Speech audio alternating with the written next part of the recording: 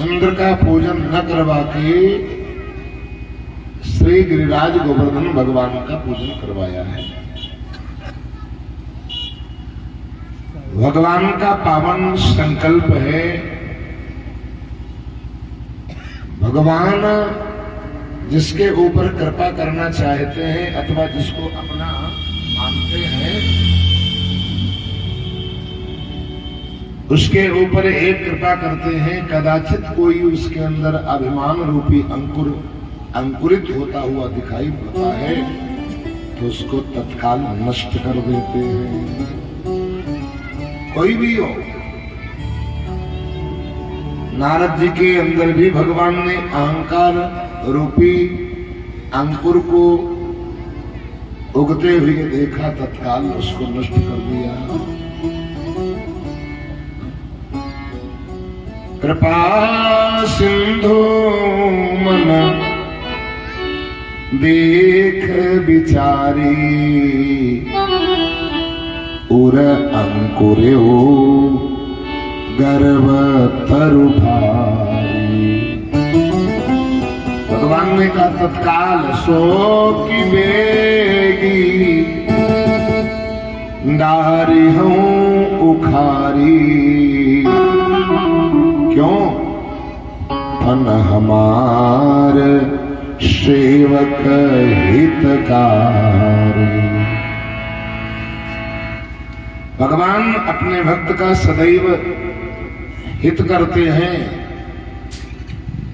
और अभिमान से व्यक्ति के अंदर पतन हो जाता है। और भगवान के भगत का पतन यदि हो गया तो फिर भगवान की बदनामी हो जाएगी। भगवान न तो अपनी बदनामी चाहते हैं और न तो अपने भक्त की बदनामी होने देते हैं। बर्बाद भले कर दे लेकिन बदनाम नहीं होने देते हैं। बर्बादी तो हो जाती है कभी कभी लौकिक भावनाओं से, लेकिन बदनामी नहीं होने देते। नारद जी कितना उल्टा सीधा भगवान को बोल दिए, सब कुछ कहा, लेकिन भगवान सब कुछ, बदनामी तो हंसी हुई, मजाक हुई, लेकिन बदनामी नहीं होने दी, बर्बादी नहीं, बदनामी नहीं होने दी। भगवान ने अहंकार रूपी वृक्ष को उखाड़ करके फेंक दिया। और हालांकि ये माया थी, रामायण में कथा आई है, वो कन्या माया थी, माया की नगरी थी। श्रीनिधि राजा उसकी कन्या विवाह करना चाहे, बाद में भगवान विष्णु से सुंदर रूप मांगा, भगवान ने सुंदर न देकर के बंदर का रूप दे दिया, लेकिन नारद जी जान पाए और कोई जान नहीं। और जिस काम को जीत करके आए थे उसी काम ने सताया और काम हावी हो गया। जिस कन्या का हाथ देख रहे थे उसी के साथ में विवाह करना चाहने लगे। ऐसी प्रबल माया होती है भगवान की। बंदर का रूप देकर के भगवान ने अपना उल्टे सीधे शब्द स्वीकार कर लिया। अपने को नारद के देखो, नारद जैसे महापुरुष भगवान को भी श्राप देने की शक्ति रखते हैं। इतना कठोर तपस्वी भगवान को श्राप देने की शक्ति है, लेकिन काम को रोक पाने की शक्ति नारद के अंदर भी नहीं हो पाई। इतना प्रबल है, ये देवता है। राम यदि देव है तो काम भी देव है। राम देव की कृपा का पूर्ण प्रभाव तभी पड़ता है इंसान के ऊपर जब सद्गुरु का सहारा ले लेता है, सत्संग का। भौतिक वस्तुओं का जितना ज्यादा सहारा लोगे, भौतिक वस्तु रूपी गुरु आपको कामदेव से ज्यादा जोड़ करके रखेगा, बर्बाद कर देगा। और आध्यात्मिक किसी संत से सहारा लोगे तो वो आपको रामदेव से जोड़ करके रखेगा और आपको बर्बाद नहीं होने देगा, ना रोक देगा, आपको संभाल।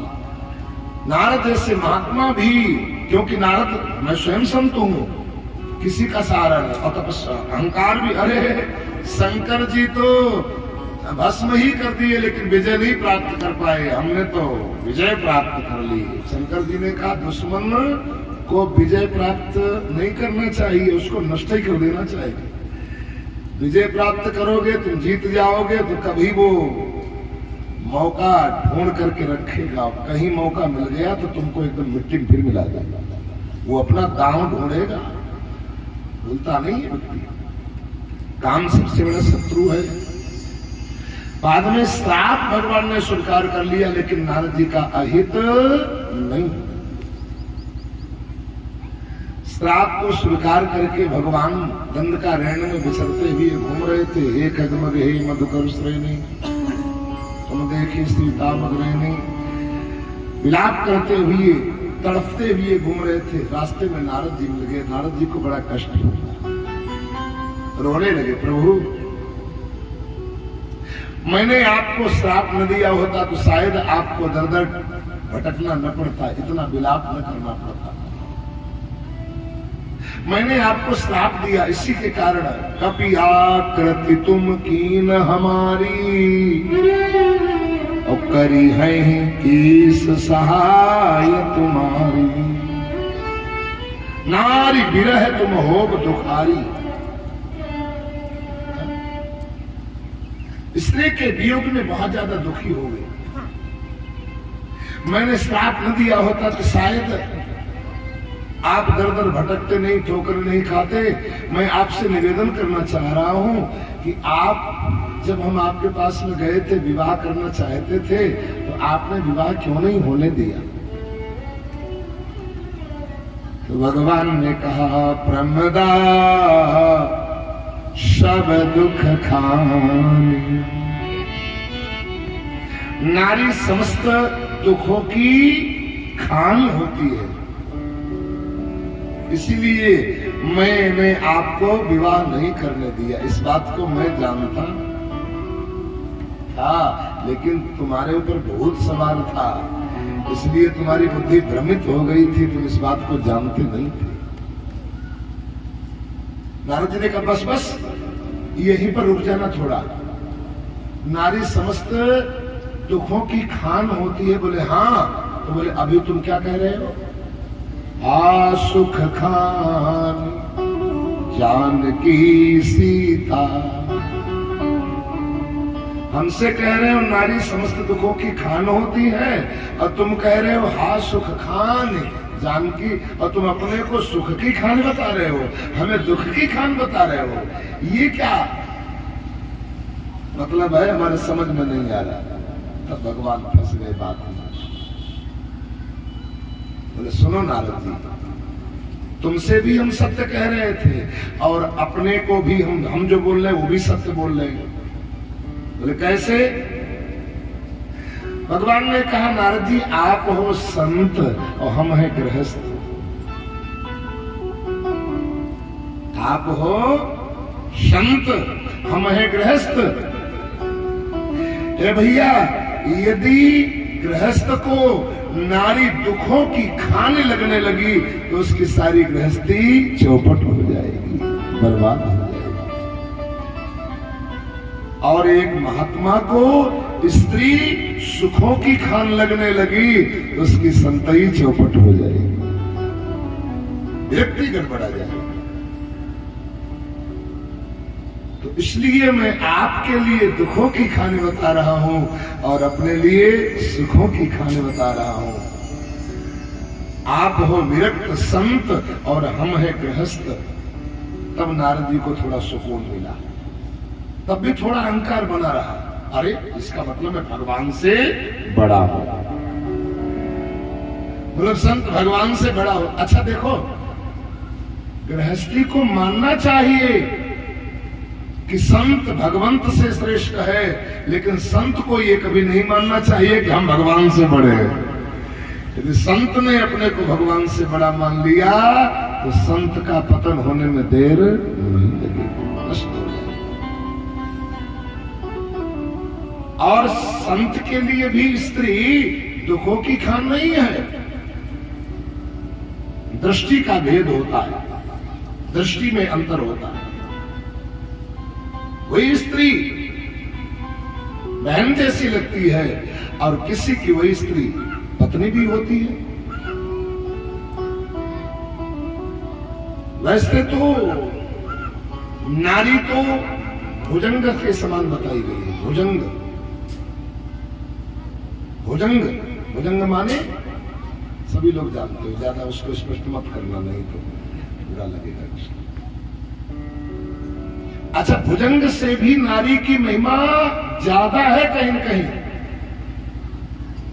भुजंग माने सांप, सांप का विष तो काटने से चढ़ता है, लेकिन नारी एक ऐसी भुजंग है जिसका विष देखने से ही चढ़ना प्रारंभ होता है।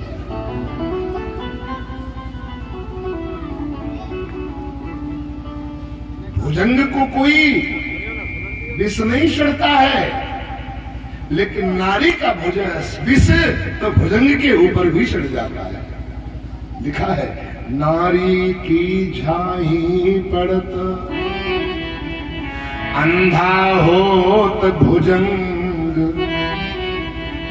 कबीरा तिनकी कौन गति, जिनको नित नारिन को संग।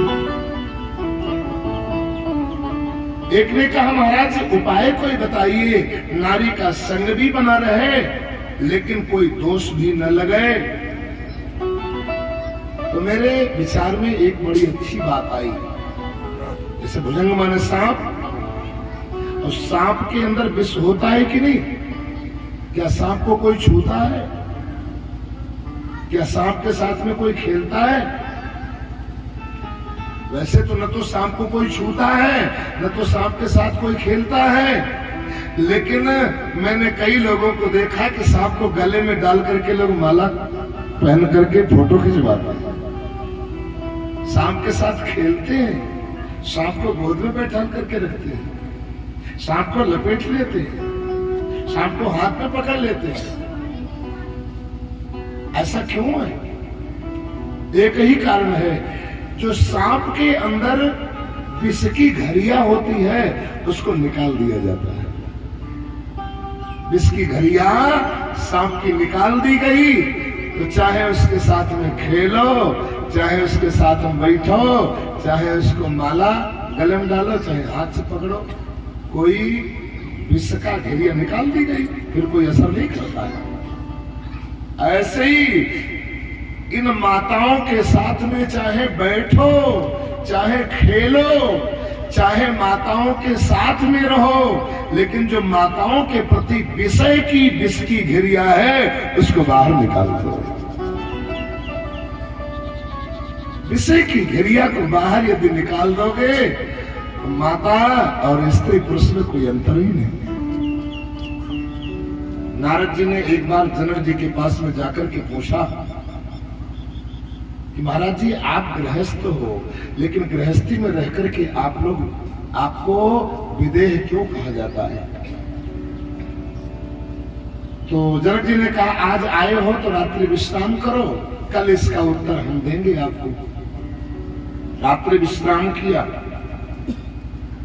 और नारद जी जब रात के 12 बजे खर्राटे लगाने लगे तो सुनैना जी को जनक जी ने बुलाया और कहा, देवी यहाँ आओ, नारद बाबा के लेटे हुए हैं, उनके तखत पे लेट जाओ, जाकर लेट के सो जाओ। सुनैना जी ने कहा, ठीक है, मैं जा रही हूँ, स्वामी आपका आदेश चाहिए। मैं पतिव्रता स्त्री हूँ और पतिव्रता स्त्री के लिए दूसरा जगत में कोई अपने पति के अलावा दूसरा पति है ही नहीं। आपने कथा सुनी होगी, एक बार मीराबाई, राजस्थान की बेटी मीराबाई मिलने के लिए आई तुलसीदास जी के पास में। उस समय काशी में तुलसीदास जी रह रहे थे। तो काशी तुलसीदास जी के एक शिष्य थे गोपाल नंद। उस समय तुलसीदास किसी स्त्री का दर्शन भी नहीं करते थे, मिलते भी नहीं थे। तो गोपाल नंद के पास में मीराबाई हाथ जोड़ करके निवेदन किया, कहा जाओ अपने गुरुदेव से बता दो राजस्थान से बेटी आई है मीराबाई, वो स्वामी जी का दर्शन करना चाहती। गोपाल नंद ने कहा ना ना, क्यों? बोले हमारे गुरुजी इस समय स्त्रियों से मिलते नहीं है। क्या बोले? हमारे गुरुजी इस समय स्त्रियों से मिलते नहीं है। तो मीराबाई खिलखिला पड़ी, बोले तुम्हारे गुरुजी स्त्रियों से नहीं मिलते हैं तो तुम्हारे गुरुजी क्या है? अरे वो पुरुष है। मीराबाई ने कहा अच्छा पुरुष है? अरे तो जाओ जाकर के कह दो मीराबाई आई है, आपका दर्शन करना चाहती है, और हम भी देख ले दुनिया में कोई पुरुष कौन पैदा हो गया। वैसे मेरी दृष्टि में तो मेरे कृष्ण के अलावा दुनिया में कोई दूसरा पुरुष है ही नहीं। ये दूसरे पुरुष कैसे प्रकट हो गए? रामायण में लिखा है, उत्तम के बस असमन माही, सपने हूं आन पुरुष जग नाही। 4 प्रकार की पतिव्रता स्त्री बताई गई हैं, 3 प्रकार की,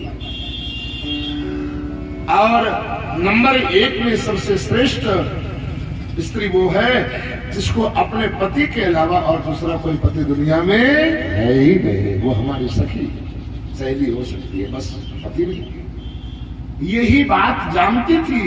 सुनैना ने कहा स्वामी चाहे जहां आप बता दो मैं लेट जाऊंगी, मेरी दृष्टि में तो आपके अलावा दूसरा कोई पति है ही नहीं। सुनैना गई, लेट गई।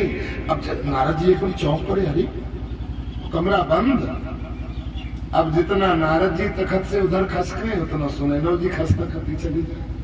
खसकते खसकते खसकते खसकते एकदम दीवार में नारद जी चिपक गए और किसी प्रकार से रात काटी। सुबह हुआ, दोनों लोग उठ करके गए। नारद जी ने कहा ये राजन ये व्यवहार हमें आपका अच्छा नहीं लगा। बोले क्यों, क्या हुआ? अरे बोले बताओ, एक संत के घर में विश्राम कक्ष में आपने अपनी पत्नी को भेज दिया। तो जनक जी ने कहा फिर क्या हुआ? अरे बोले फिर क्या हुआ? सुनैना लेट गई, हम जितना खिसके उतना तुम्हारी पत्नी सुनैना भी खिसकती नहीं। जनक जी ने फिर क्या हुआ? बोले फिर क्या हुआ? मैं चिपक करके दीवार में एकदम लग गया। जब दीवार मिली तब हमको सुकून मिला, रात भर उसी लेटे रहे। तो जनक जी ने कहा नारद जी आपने दीवार को दीवार माना, लेकिन सुनैना को ही दीवार क्यों नहीं मान लिया? जैसे कहा सुनैना को ही दीवार क्यों नहीं मान लिया था, नारद जी की आंखों में आंसू आ गए, चरणों पर गिर पड़े। बोले बस मैं आपको समझ गया, मेरे प्रश्न का उत्तर मिल गया कि आपको गृहस्थी में रह करके भी विदेह क्यों कहा जाता है। देह में रह करके भी विदेह। एक आदमी कह रहा था, ट्रेन में जा रहा था, संत मिल गया, बाद में पूछा अरे संत तो गृहस्थ में अंतर ही क्या है? देखो हम भी 2 थैला ला दे, 2 बैग ला दे, और तुम 2 थैला ला दे हो, हमसे ज्यादा व्यवस्था ला दे हो। हम बढ़िया घर बनाए तो बढ़िया आश्रम बनाए हो, हमें तुम्हें अंतर ही क्या है? महात्मा ने कहा बिल्कुल बात सही कह रहे हो। तब तक ट्रेन रुकी तो बोले अब थोड़ा चाय जलपान कर लिया जाए, स्टेशन आई है। महात्मा ने कहा, गृहस्थी का चलो। गृहस्थी महात्मा चाय जलपान करने लगे, कुछ चर्चा छेड़ दी, चर्चा होने लगी और तब तक ट्रेन चली गई। बैग उसमें ही रह गया।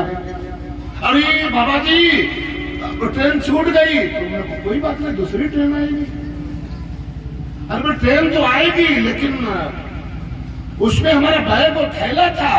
अरे परेशान कह रहे, बैग थैला हमारा भी था उसमें। अरे नहीं उसमें वो सामान था, वो सामान तो मेरा भी था। अरे आप तो महात्मा हो, हम सामान नहीं छोड़ सकते। संत ने कहा बस यही संत और गृहस्थ में अंतर है। बैग थैला हमारे पास में भी है और बैग थैला तुम्हारे पास में भी है। हमको छोड़ने में कोई कष्ट नहीं, वैसे ही मुस्कुराहट है, लेकिन तुम एकदम घबरा रहे हो, हाँ मेरा बैग छूट जाता है। न घर छोड़ो न हरि को भूल जाओ जिंदगानी में, रहे दुनिया में यूं जैसे कमल रहता है पानी। अभी नाम सुना, गीता में आया है, कमल के पत्ते की भांति कीचड़ में ही रहता है, जल में हंस में रहता है, लेकिन पानी में रहते ही निर्लिप्त भाव से रहता है। ऐसे ही हम जो भगवान ने हमको ड्यूटी दी है, जो फर्ज दिया है, उस फर्ज को निभाएं, लेकिन उसकी आसक्ति ममता में बहुत ज्यादा चपके नहीं। मेरे पूज्य गुरुदेव कभी कभी गुनगुनाया करते, पानी में नाव चले तो चले मत नाव में पानी में नाव चले तो चले मत नाव में पानी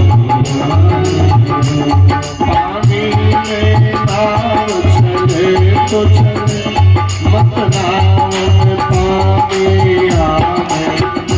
पानी में नाव चले तो चले मत नाव में पानी आने। सारन चाहे मन जावे मन में संसार में चाहे मन जावे मन में संसार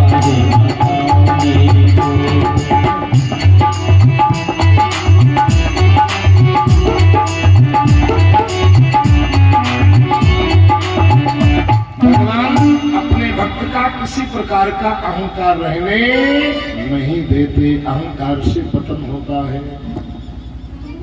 इंद्र के अंदर अभिमान हो गया,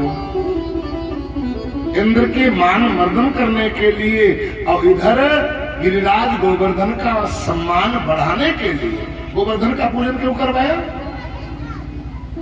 गोवर्धन अथवा गोवर्धन, वर्धन माने बढ़ना, गो माने गौएं। हमारे राष्ट्र की गौएं बढ़े, गोवंश बढ़े, गो जब प्रसन्न होगी तभी जो है पृथ्वी खिलेगी, पृथ्वी पर रहने वाले प्राणी प्रसन्न रहेंगे, खिलेंगे। इसलिए भगवान ने गोवर्धन का पूजन करवाया। और गोवर्धन, गौ का गोबर ही सबसे बड़ा धन है। गौ के गोबर में लक्ष्मी का वास बताया गया है। आज भी कहीं कहीं गौरी जी गौ के गोबर की ही बनाई जाती है। कुछ लोग निकम्मे लोग हैं, वो गाय के गोबर की बुराई करते हैं कभी कभी। अरे उसमें गणेश कैसे, उसमें गौरी जी कैसे। अरे आप अनुभव तो करिए सही पहले। सर्वम खलमिदम ब्रह्म, सब में ब्रह्म है, लेकिन आपको प्रकट करने की आवश्यकता है, उसके लिए क्रिया करनी पड़ेगी। दूध का ऐसा कोई बूंद नहीं है जिसमें घी न हो, लेकिन घी को प्रकट करने के लिए क्रिया करनी पड़ती है। ऐसे ही सब में परमात्मा है, सब में भगवान है, सब में लक्ष्मी है, लेकिन आपको प्रकट करने के लिए क्रिया करनी पड़ेगी, क्रिया करनी पड़ेगी।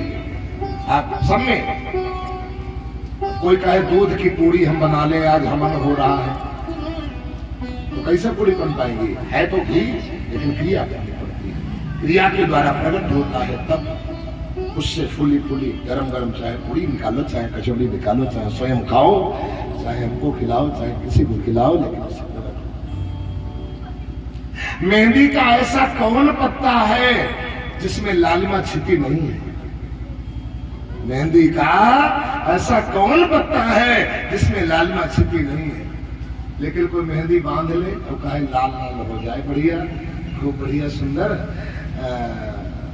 मेहंदी के द्वारा सजावट हो जाए, हाथों में पैरों में बढ़िया लाल लाल दिखाई पड़े। मेहंदी पत्ता ऐसा मेहंदी का पत्ता कोई नहीं है जिसमें लालिमा न हो, लेकिन उसके लिए क्रिया करनी पड़ती है। क्या क्रिया करनी पड़ती है? सिल लेकर के, लोढ़ा लेकर के खूब उसको घोटना पड़ता है, खूब रगड़ना पड़ता है, और रगड़ करके और फिर उसको थोपना पड़ता है, थोपना पड़ता है। अरे यार वो तो थोप ही गए, मतलब चिपकाना पड़ता है, उसमें लगना पड़ता है, और उसके बाद में फिर इंतजार करना पड़ता है, फिर उसकी अन्य व्यतिरेकाभ्याम, फिर उसका जो झोधरो रह जाता है उसको अलग करना पड़ता है, धुलना पड़ता है। तो हरी मेहंदी पत्ते के द्वारा ही लालिमा सब कुछ छप जाता है, उसमें सब कुछ निकल आता है। ऐसे ही सम्य परमात्मा है। आपको क्रिया जानने की आवश्यकता है, विधि जानने की आवश्यकता है। हर एक पेड़ पौधा बूटी है, औषधि है, लेकिन क्रिया के द्वारा उसका सेवन करो, आपको सफलता मिल जाएगी। ऐसे ही हर एक मंत्र हमारी सफलता का कारण बन सकता है, हमारा भगवत प्राप्ति का कारण बन जा सकता है, हमारी दरिद्रता निवारण का कारण बन सकता है, हमको सफलता का कारण। लेकिन सिस्टम से, और सिस्टम कोई संत और गुरु से पूछना पड़ेगा, और फिर उसके अनुसार करना पड़ेगा। कई लोग मंत्र पूछ लेते हैं लेकिन उसको करते नहीं। करना पड़ेगा, सफलता आप चाहते तो करना पड़ेगा। कैसे? एकदम घोटना पड़ेगा। मंत्र मिला है, आप सफलता चाहते हो, विघ्न बाधा निवारण चाहते हो, आप खुदंत विद्या रटंत विद्या खुदंती, वाणी एकदम रट जाओ, लग जाओ, एकदम उसमें लग जाओ। एक इंच भी इधर उधर अंतर गुरु बताए के अनुसार नहीं होना चाहिए। देखो आपको सफलता मिलती है कि नहीं मिलती है? आपको सफलता आपके चरण चूमेगी। सफलता को तुम पीछे छोड़ोगे और सफलता आपके पीछे पीछे दौड़ेगी। आप कहोगे नहीं नहीं अब सफलता नहीं चाहिए, थोड़ी देर आराम कर ले, लेकिन सफलता कहेगी ना हम तुमको पीछे नहीं छोड़ेंगे, तब तक हम गेट पर खड़ी है, थोड़ी देर आराम कर लो। आराम कहाँ कर लो? राम काज कीने बिना मोह कहाँ, राम काज कीने बिना मोह कहाँ विश्राम। समझता ऐसी उसने कहा महाराज कहां से सिल लाऊं, कहां से लोढ़ा लाऊं, और कैसे रंग चढ़े मेहंदी का असली निकले। हमने कहा कुछ लाने की आवश्यकता है ही नहीं, सब कुछ आपके पास है। मेहंदी क्या है? जो आपको मंत्र मिला हुआ है ना, वही मेहंदी है। जैसे मेहंदी के पत्ते में लालिमा छिपी हुई होती है, निकल आती है, आपकी शोभा बढ़ जाती है, ऐसे मंत्र में परमात्मा छिपा हुआ है। मंत्र में सफलता छिपी हुई है। अब सिल लोढ़ा कहां से लाए? आपके पास में है। ये जिह्वा आपका सिल है, मुख आपका सिल है, और जिह्वा आपकी लोढ़ा है जो आपको मिला है। मंत्र वही मेहंदी पत्ता मान करके, और मुंह को सिल मान करके, और जिह्वा को लोढ़ा मान करके ज्यादा से ज्यादा हरिश्रम हरिश्रम हरिश्रम हरिश्रम हरिश्रम, राधा कृष्ण राधा कृष्ण राधा कृष्ण राधा कृष्ण राधा कृष्ण राधा कृष्ण। सफलता आपके पीछे पड़ जाएगी। एक साल करके आप देखें, आपका दरिद्रता साथ नहीं छोड़ रही है, उन्नति आपकी नहीं हो पा रही है, दरिद्रता साथ नहीं छोड़ रही है, शारीरिक व्याधि आपका साथ नहीं छोड़ रही है। सप्ताह में एक दिन नियम बना लो, सोमवार को या बुधवार को या शुक्रवार को, कुछ भी हो जाए, हम साबुन नहीं लगाएंगे, गाय के गोबर से ही लाएंगे। जो लोग चाहते हो कि हमको सफलता मिले, बरकत आवे, काम धंधा चले, सोमवार को, बुधवार को या शुक्रवार को या सप्ताह में एक ही दिन रगड़ रगड़ के गाय के गोबर से नहाओ, रगड़ रगड़ के पूरे से। कई साल मैंने दाढ़ी बाल नहीं रखे, मुंडन करा करके रखे, क्योंकि कई साल साबुन शैम्पू से दूर रहा, नहीं लगाई नहीं। अब यदि बाल होंगे तो उसमें कुछ गंदगी आ जाती है फिर, और रोज दैनिक गोबर से स्नान, गाय के गोबर से, वृंदावन की रज से, मिट्टी से, नैमिषारण्य की बालू से, गोमती के अंदर की बालू से, गंगा के अंदर की बालू से एकदम रखो। शरीर तो आपका भले ऐसा न हो, देखने में सुंदर न लगे, लेकिन वो जीवन में आपकी सुंदरता आएगी, वो जीवन में आपकी सुंदरता। क्यों? क्योंकि श्याम सुंदर आपके हो जाएंगे, श्याम सुंदर आपके हो जाएंगे, और जो चाहोगे वो मिल जाएगा, सफलता आपको मिल जाएगी। गाय के गोबर 7 दिन में एक बार स्नान करो, त्वचा संबंधी कोई रोग हो सारा समाप्त हो जाएगा। आप दैनिक नियम बना करके गाय के गोबर से, इस साल नई गाय हो, ईवा गाय हो, पहला या दोहला गाय हो, या बच्चे की हो, छोटी सी, और ऐसे गाय। पेट संबंधी विकार है, आप गंगा जल का दैनिक सेवन करो और गोमूत्र का सेवन करो। ऐसे उंगली करने, अंगूठा करने से, अब इसमें जितना छिद्र आ जाता है 2-4 बूंदे, ऐसे उंगली करने से जो गड्ढा आ जाता है, ऐसे अंगूठा करने से, और अंगूठा के बीच में, नस के बीच में जो गड्ढा आ जाता है, उस गड्ढे भर आप गोमूत्र का सेवन दैनिक करो, पेट संबंधी विकार भी समाप्त हो जाएगा। गंगा जल की सेवन करो, और देखो लक्ष्मी का आगमन घर में होता है कि नहीं होता है। हम लोग दिन रात प्रयास करते हैं, सुबह 5 बजे से 12 बजे तक लगते हैं, रात 12 बजे तक, और फिर भी कोई कहता है महाराज सफलता नहीं मिल रही, तो बड़ा अंदर से कष्ट होता है। और सफलता क्यों नहीं मिल रही? इसका कारण एक ही है, 7 दिन तो बहुत अच्छा लगता है, हाँ बिल्कुल जरूर करूंगा, लेकिन 7 दिन के बाद महीना भर, अरे यार तो सब बाबा लोग धंधा है, कहाँ चक्कर पड़े, रोज के कहते ही रहते हैं, हम करेंगे वही जो पहले कर रहे थे, भाई हमारे को समझ नहीं आया। तो सफलता कैसे मिलेगी? आप लग जाओ पीछे उसके, लग जाओ, 1 साल तक कंटिन्यू नियम बना करके, आंधी आ जाए, तूफान आ जाए, ओले पड़ जाए, बरसात हो जाए, हम भिखारी हो जाए, कपड़ा न मिले, खाने न, लेकिन जो गुरुदेव ने मुझे मंत्र बताए, नियम बताया है, उसका पालन करूंगा करूंगा करूंगा। देखो बीज फलता है सदा मिट्टी में, मिल जाने के बाद। एक बार जब नियम आप करोगे तो आपको मिट्टी में मिलना पड़ेगा।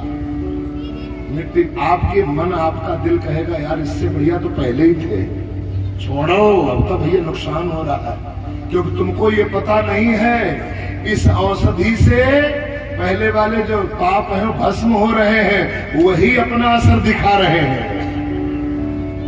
अरे जो बहुत सालों से तुम्हारे शरीर को, तुम्हारे घर को अपना घर बना लिया है, वो जल्दी सहज में निकलेगा तुम्हारे घर से। एक बार झगड़ा करने को तैयार हो जाएगा, गोली चलाने को तैयार हो जाएगा, मरने मिटने को तैयार हो जाएगा, सहज में थोड़ी आपके घर से निकलेगा।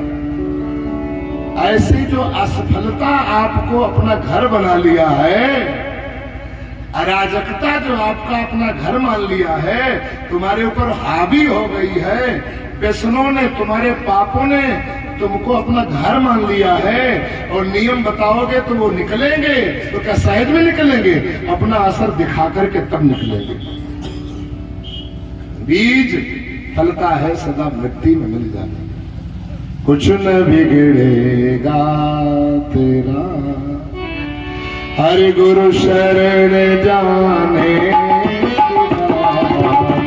कुछ न बिगड़ेगा तेरा, गुरु शरण जाने के बाद कुछ न बिगड़ेगा तेरा गुरु शरण आएगा हर खुशी मिल जाएगी हर खुशी मिल जाएगी चरणों में झुक जाने के बाद कुछ न बिगड़ेगा तेरा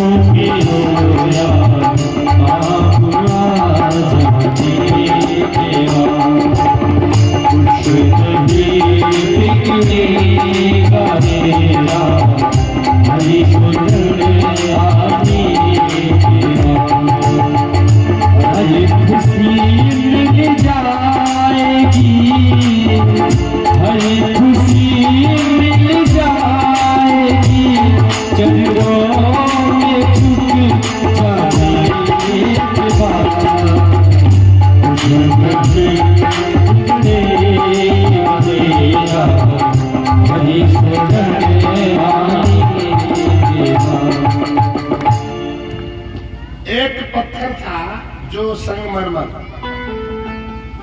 फर्श में जो डाला जाता है, उस पत्थर ने मंदिर वाली मूर्ति से पूछा कि भाई साहब, जो जैसे तुम गोरे गारे हो ऐसे हम हो गोरे गारे हैं। जो तुम्हारा माई बाप वही हमारा माई बाप, जहां तुम पैदा हुए वहीं हम भी पैदा हुए, जिनके द्वारा तुम पैदा हुए उनके द्वारा हम हो पैदा हुए। लेकिन क्या कारण है सुबह से शाम तक लोग हमारे ऊपर जूता चप्पल रखते हैं और तुम्हारी अष्टयाम आरती पूजा करते हैं? क्या कारण है? तो मूर्ति वाले पत्थर ने कहा, भाई साहब एक बात बताओ, जब तुम मिस्त्री के यहाँ गए थे और जैसे छेनी रख करके हथौड़ा ऊपर से चोट मारी थी तो तुम्हारी क्या स्थिति हुई? उसने कहा, राम राम भैया, मैं उस मिस्त्री की चोट को सहन नहीं कर पाया। अच्छा, मिस्त्री की चोट और स्त्री की चोट सब सहन नहीं कर पाते हैं। मिस्त्री की चोट भले सहन कर ले, लेकिन स्त्री की चोट बिरले ही आप जैसे कोई सहन कर पाता है। हम तो दूर से कांपने लगते था। राम राम वृंदावन बिहार लाल की जय हो।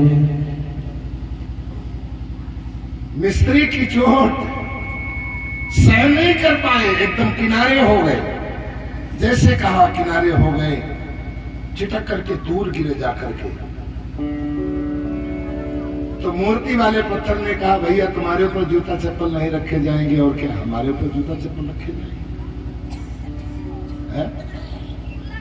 अरे आज अष्टयाम सेवा आरती पूजा तो बाद में हो रही है, लेकिन उसके पहले मैंने मिस्त्री रूपी गुरु की कितनी चोटें खाई हैं, कितने घन हमारे ऊपर चले, कितनी हथौड़ियां चली, कितनी छेलियां चली, एकदम जगह जगह छेली के टुकड़े। आज बाद में मेरी पूजा हो रही है। मेरे कहने का तात्पर्य जो गुरु की प्रताड़ना सहन कर लेता है, गुरु रूपी मिस्त्री, माता पिता रूपी मिस्त्री, जो थपिया कुम्हार बर्तन बनाता है तो ऊपर से थपिया लगाता है, अंदर से हाथ सहारा देता है। थपिया क्यों लगाता है? कि इसके छिद्र समाप्त हो जाए। ये किस और छिद्र, घड़ा जो छिद्र वाला थोड़ी दिया जाता, फेंक दिया जाता, और जिसमें कोई छिद्र नहीं है, ऊपर खूब थपथपाया गया, पकाया गया, तो पूजा के काम आ जाता है। ऐसे गुरु इसलिए थपथपाता है, टाइट करता है, डांटता है।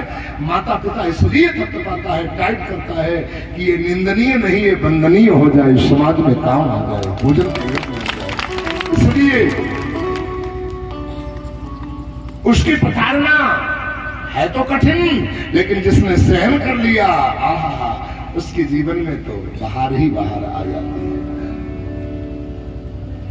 उसके जीवन में तो बाहर ही बाहर आ जाती है। तो मैं निवेदन कर रहा था, धर्म के लिए, ईश्वर के लिए, साधना के लिए, नियम के लिए कुछ न कुछ तो कठिनाई सहन करनी ही पड़ती है। और जो कठिनाई आ रही है वही तो आपकी सबसे बड़ी तपस्या है। समस्या ही सबसे बड़ी तपस्या है। किसी का वेग रोकना ही सबसे बड़ी तपस्या है। काम का वेग, क्रोध का वेग, लोभ का वेग, सम्मान का वेग ही सबसे बड़ी तपस्या है। उस वेग को